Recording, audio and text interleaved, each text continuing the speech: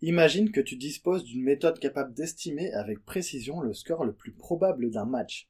Tu pourrais alors identifier beaucoup plus facilement le vainqueur potentiel et parier sur des cotes intéressantes avec davantage de logique. Pouvoir anticiper le score exact ressemble donc, pour beaucoup de parieurs, à une forme de saint Graal. Moi aussi, j'ai longtemps réfléchi à cette question. Bonjour les parieurs, bienvenue sur le podcast du blog parisrentable.com où je partage tout ce que j'apprends sur les paris sportifs. N'oublie pas que parier comporte des risques liés à l'addiction. Mes conseils sont un partage de connaissances et non pas une incitation à jouer. Aujourd'hui, nous allons donc réfléchir à comment estimer avec précision les scores probables d'un match.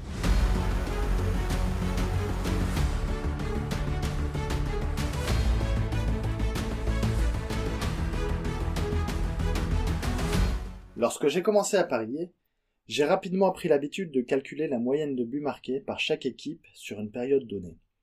L'idée me paraissait logique.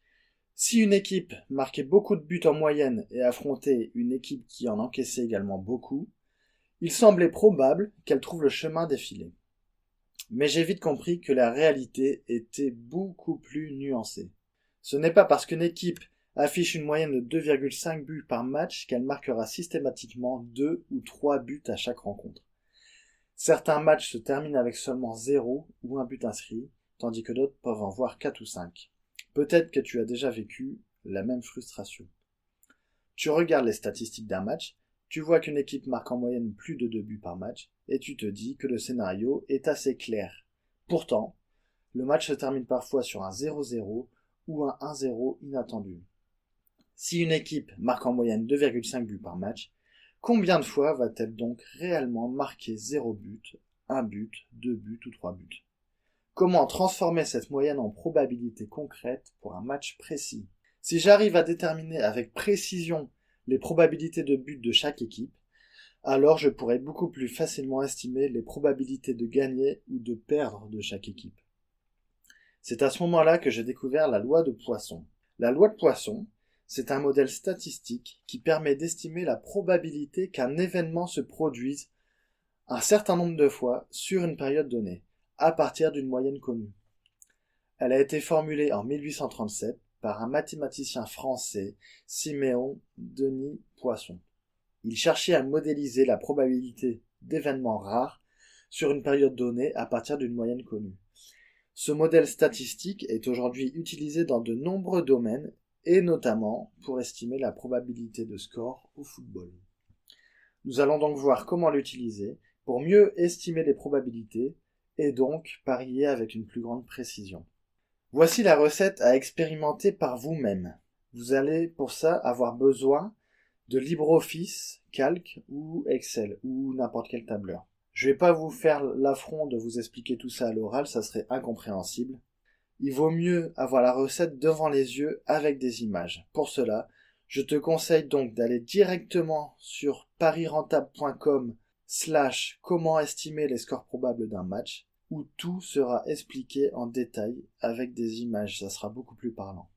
Et on verra sur ce tableau que j'ai créé que, par exemple, si une équipe marque en moyenne 2,5 buts, elle a en fait 8% de chance de marquer 0 but dans le match, 21% de chance de marquer 1 but, 26% de chance de marquer 2 buts, etc., etc.